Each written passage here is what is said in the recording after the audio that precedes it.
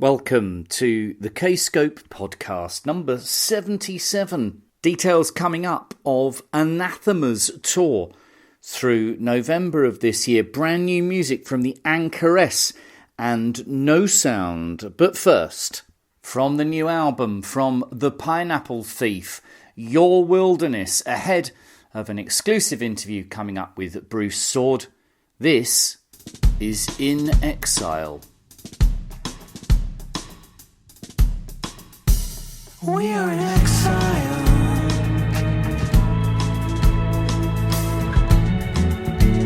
You know.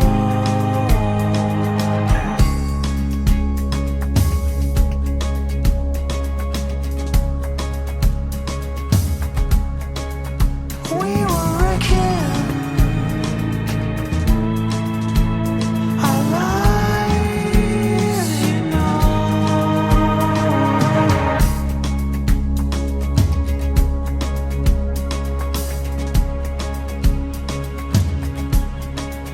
We were hostile, and we fought to the death. Ooh, don't be afraid to miss me. Ooh, don't be afraid to miss me. Ooh, don't be afraid to miss me.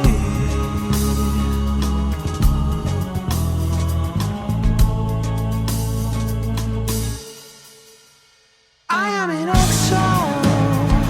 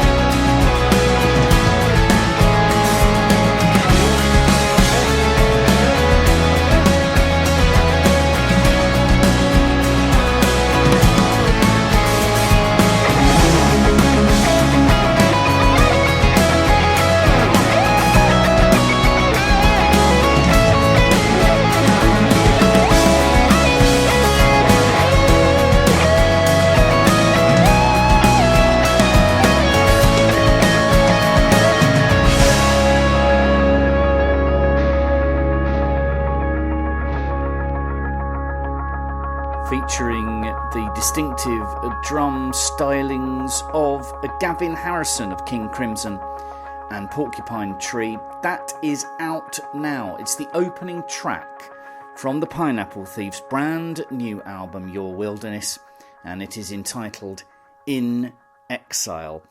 Now, I haven't seen Bruce Soord, the Pineapple Thieves' main man, for a little while, not since his solo album last year. So I popped down to the southwest of England, to Yeovil, to his studio, went upstairs, sat on the sofa, had a cup of tea, and asked Bruce what he'd been up to since I last saw him.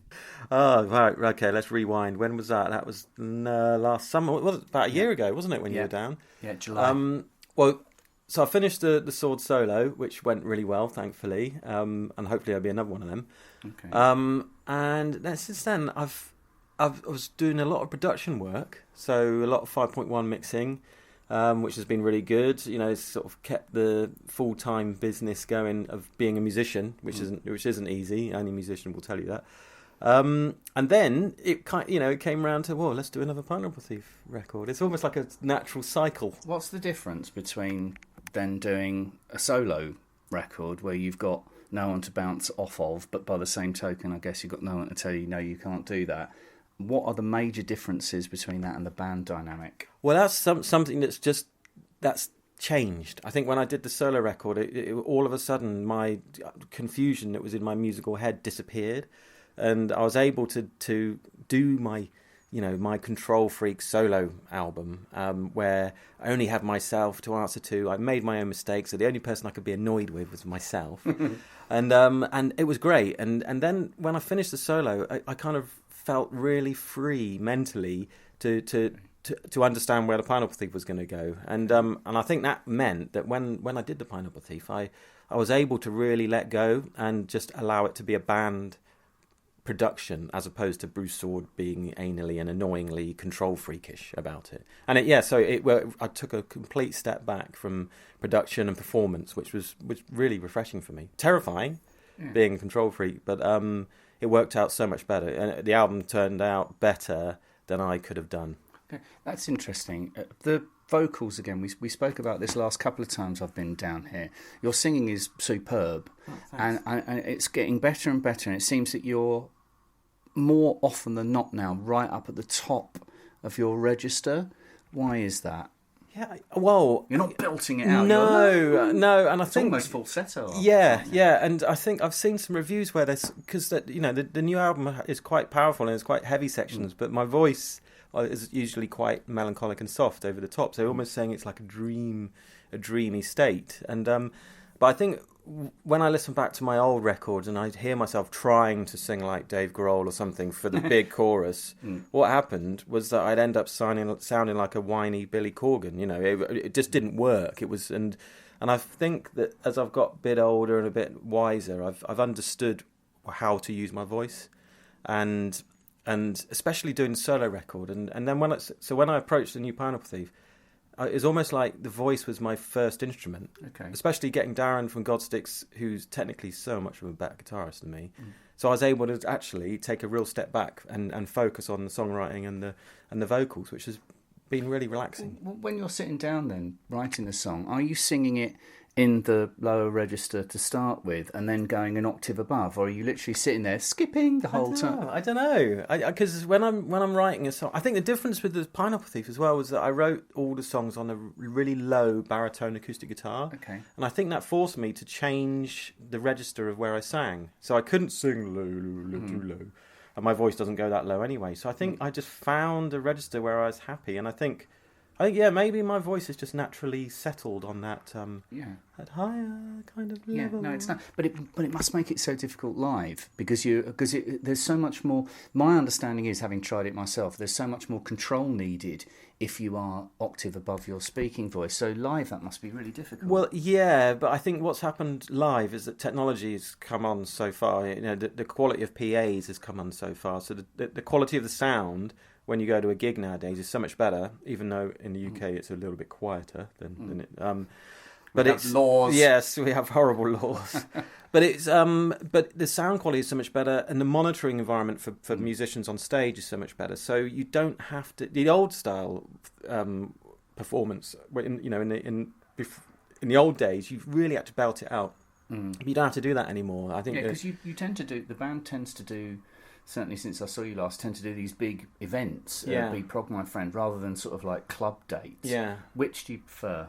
I personally prefer the club date. I prefer the smaller stages, the more intimate crowds, because there comes a point where you kind of feel this detachment from the audience, and so no, I much prefer the club vibe. Definitely. Are you going to do more of that on this record? Because there's not been that much. There's not been a sort of like big, proper fuck off the Pineapple Thief tour. No, and I think that to be honest, and a lot of bands I speak to, it's logistically it's really hard to put a tour together, especially getting a crew that you can afford to pay and to make it work. But having said that, we're hoping that the reaction to the new record so far has been really good. If it carries on sort of progressing the way it is, then we'll certainly take the band out. I mean, every band I know that plays live desperately just wants to do more gigs, more shows. It's not like the Pineapple Thief can't be bothered to play. Yeah, we desperately want. I mean, I was talking to loads of Skype interviews to Australia this morning. And they're all saying, "Wait, Bruce, when are you coming over? When are you coming over?" And I said, "Well, Well, lend us a load of gear. And give us a couple of grand." Exactly. Let's go through the record then. I don't know whether I'm being manipulated by the artwork and some of the titles. Yes. But there is, and having gone through it twice, went through it twice, that there is, as you say, a real melancholy about it, a real loneliness about it, a real American Gothicness about it. Yeah. Is this a very sad record? Well, yeah. I'd listened through to the record for the first time recently, and people have been questioning my lyrics. And then when I actually sit down and explain to people what the songs are about, I go, "Oh my God, yeah, it is a sad record. It really is." And it's about. I mean, the front cover kind of sums it up. This mother and child looking out over the wilderness. The wilderness to me is the life of the child's perspective, the terrifying, daunting prospect of the life in front of them. But also the terror and worry of a parent looking at their child and the life ahead for that. But it doesn't. It's not. It's strictly about. Oh, what's the word? It's not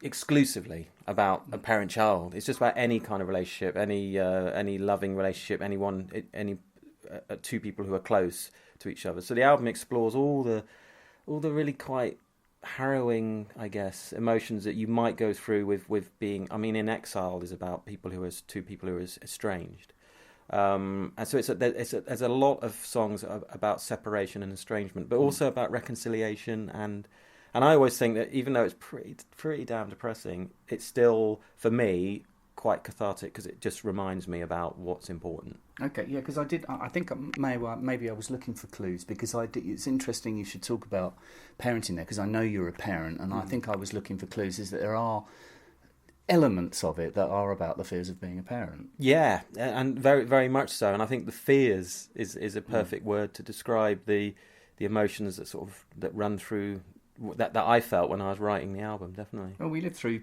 difficult times. You must be afeared of what's going to happen in England in the future, in Britain in the future, with the political upset, the economic upset at the moment. What's going to happen to your children in the future? So, is that something you can express through art, or are you reflecting it through art? I think probably a bit of both, and because I remember, we were shooting a video the day that we voted to leave the EU, and it was like being at a funeral. It was a hideous feeling. And it's bound to inform and influence the how, because when I write songs, it's just purely how you're feeling about everything, and it's been a pretty the last 6 to 8 weeks has been pretty dark, pretty strange time. Yeah, it's because for an Englishman, it's a sudden realization that maybe something that we've forgotten that England is a very strict place, it's a very patrician place. Yeah. It's a place that exists outside of the metropolises, and though sometimes people, especially people from Europe, see us as the inventors of all of this great art and all this great pop music, we are a very strict place that is frightened of change. Yeah, completely. And maybe I'm lucky, and the band is lucky in that we've travelled Europe a lot. But we feel like European citizens, not and probably global citizens. So it's a because real. it's odd, isn't it? Because you would have thought that you say global citizens because you would have thought with the internet and international monetary funds, you would have thought, and international capitalism, you would have thought that we'd feel closer as a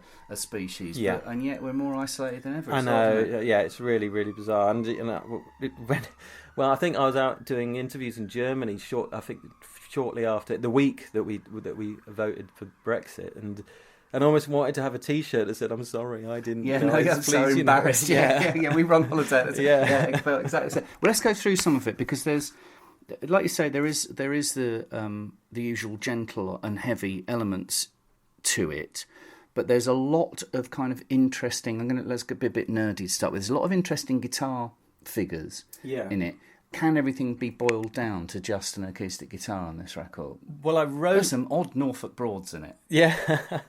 Well, I wrote all of the songs on acoustic guitar on that very sofa over there. Actually, that's where I'd lie on the sofa with my guitar, and pray that it would come together, and then I'd come and wander over here. Do you start with the guitar figures? All the time, right? Okay. All the time, yeah. And so a guitar.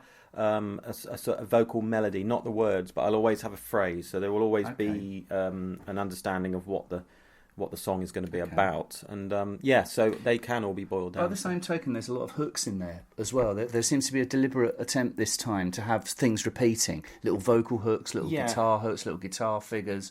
Is that something that comes earlier, or is that thinking, oh God, we're really disciplining up our own arse here? Let's put.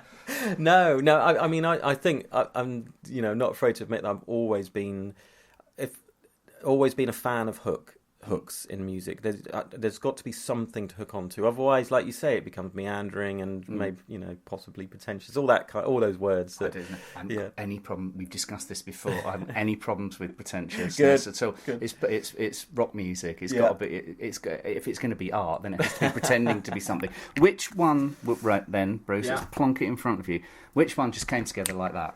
Oh, I can tell you that straight away. The final thing on my mind was the first song I wrote. I remember that I always wanted to write a song that started slowly, that took a while to get going, in the old sort of 70s prog style. Yeah. And if you listen to that track, it starts with this just very, very sparse, minimalist guitar, which was probably influenced a lot by the minimalist music movement, Steve Reich especially. Yeah. And so I just remember just everything came together, and all the hooks that came together straight away in my head, and it just turned into this 10-minute song just with ease.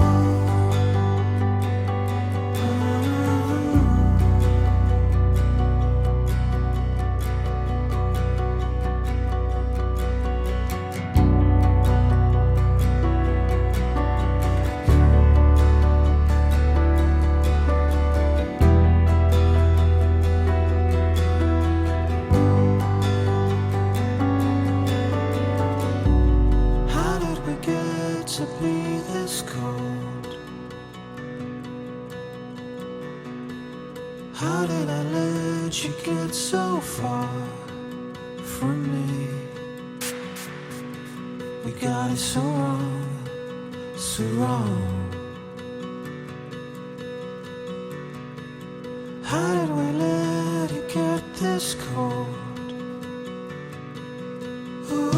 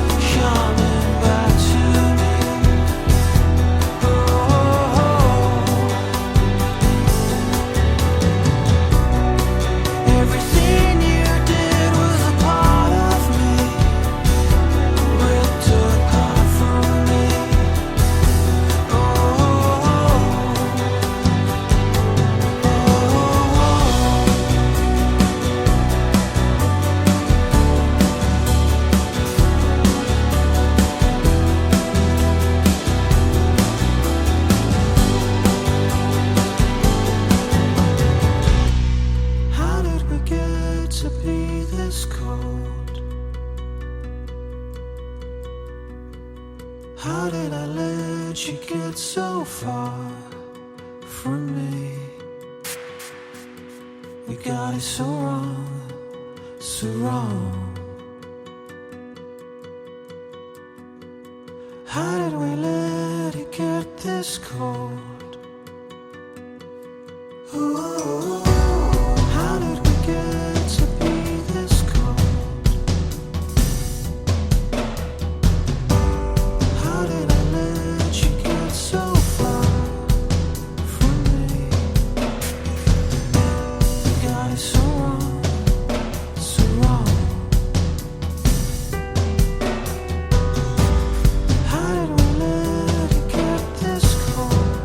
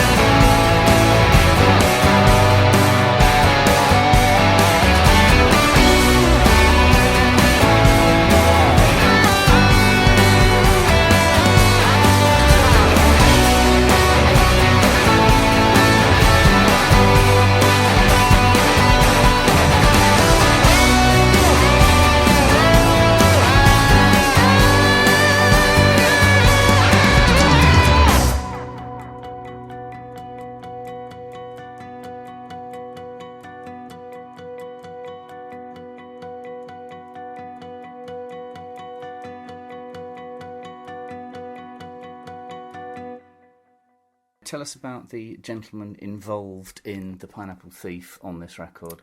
Well, Who's on it? Yeah, so like I said, the most eye-catching member or new member, because we were without a drummer, was Gavin, and it was great because like I said before, I let everyone have a blank canvas when it came to putting down their parts. And, you know, I'm not going to tell Gavin what kind of drums to play. Well, it's impossible to describe what he does. Well, isn't exactly. it? Gav, can you go?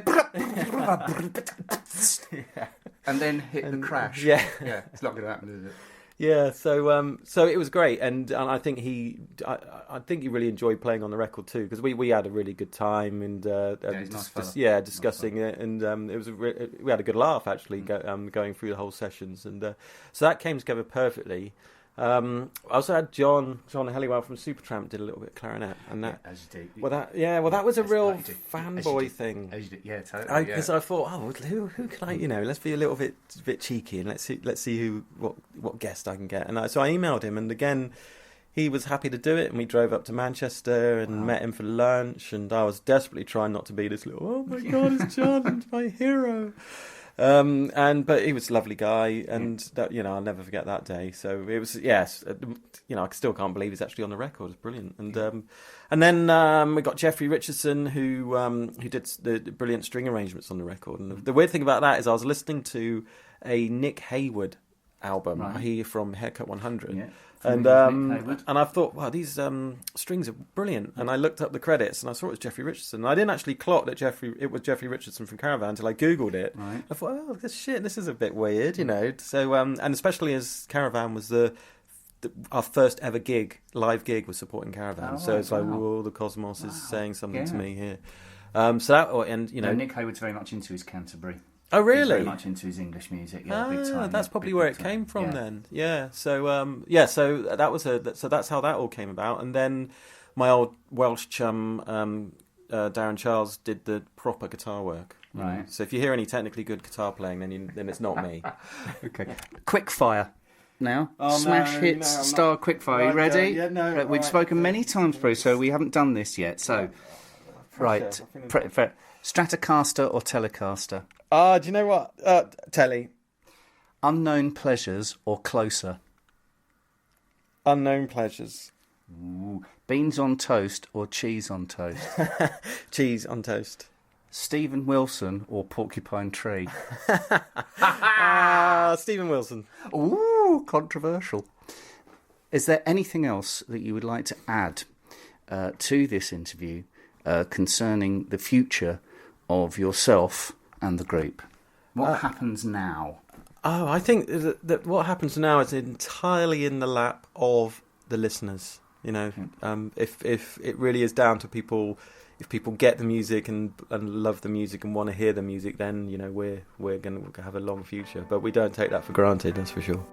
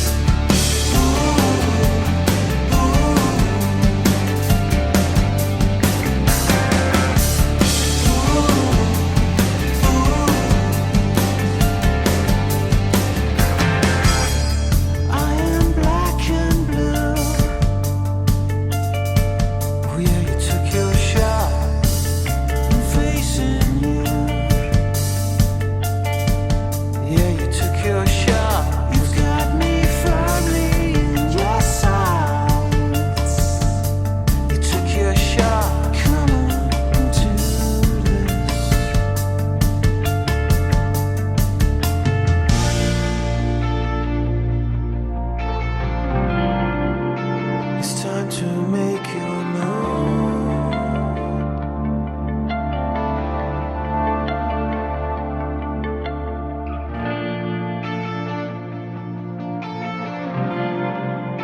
It's time to make your move.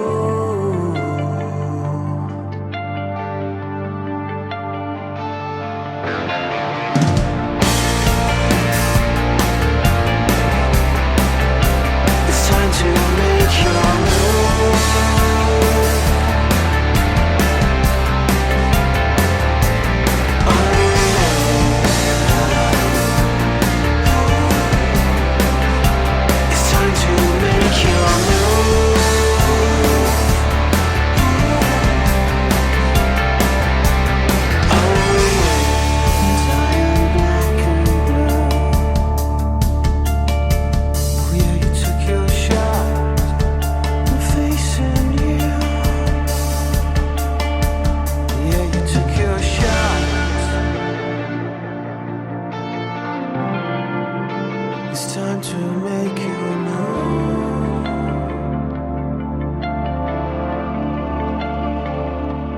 Oh yeah. It's time to make your move.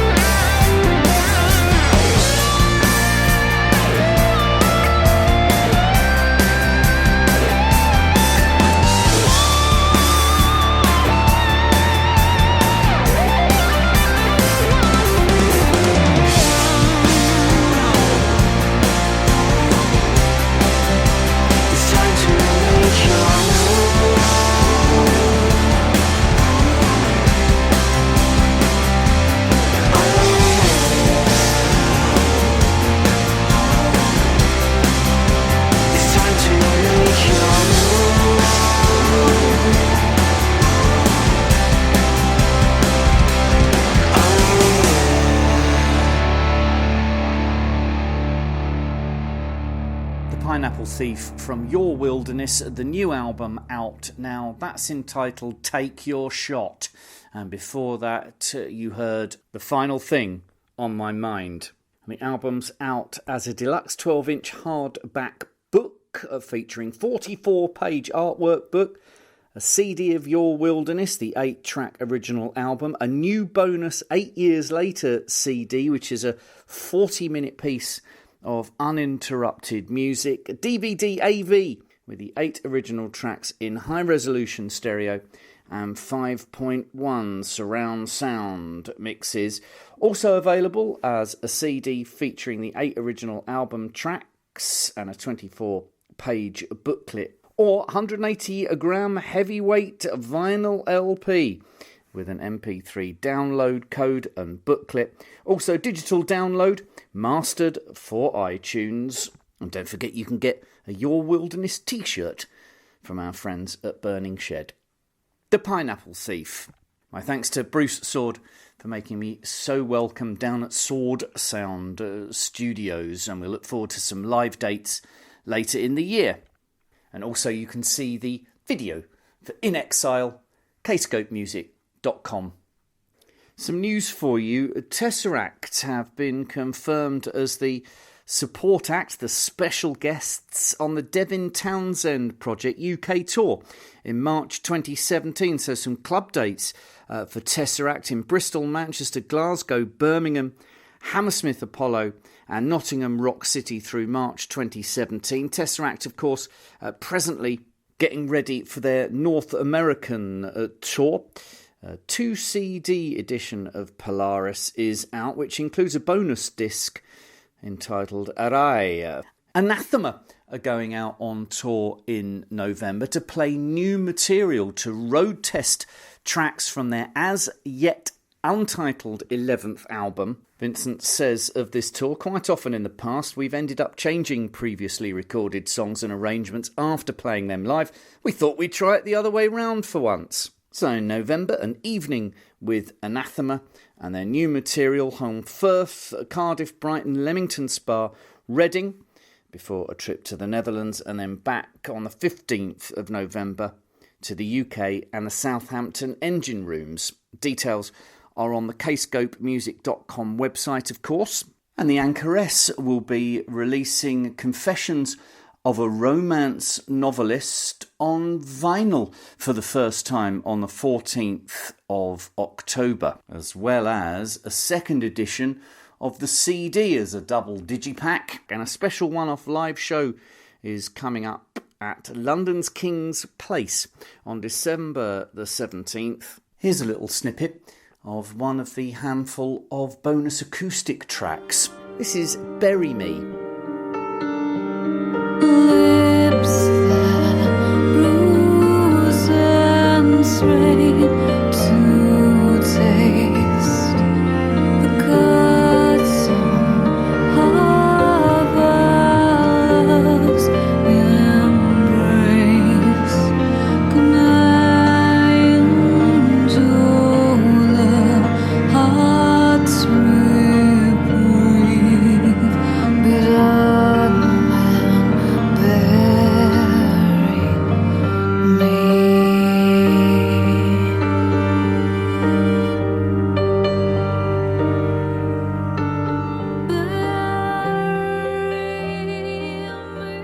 Anchoress, and a little snippet of the acoustic version of Bury Me.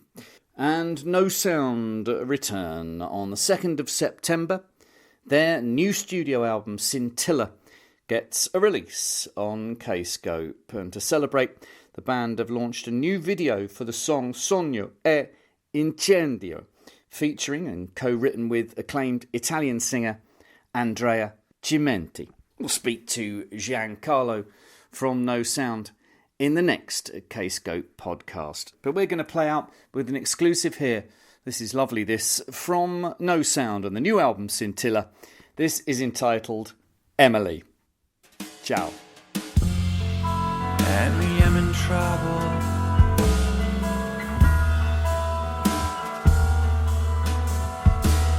Can't get these thoughts out of my head. Emily, I'm in trouble.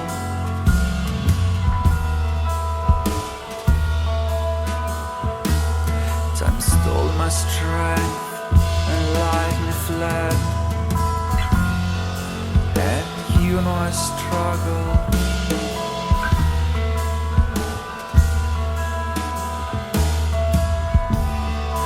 Holding myself together through the storms. And I'm seeing double.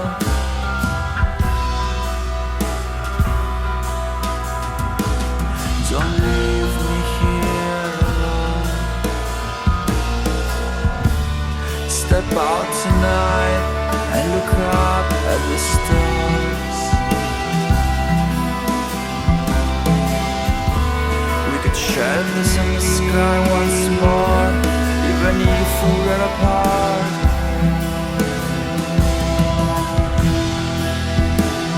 I know it was ages ago. I know it was ages ago.